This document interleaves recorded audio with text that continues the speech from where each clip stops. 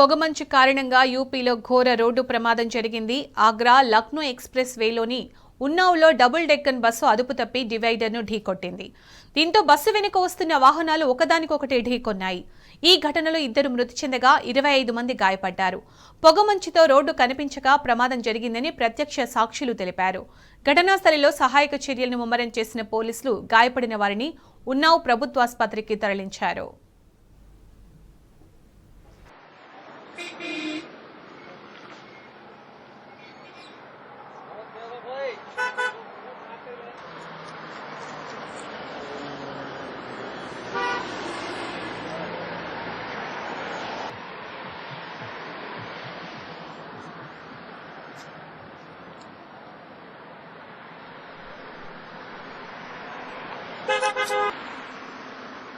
हाँ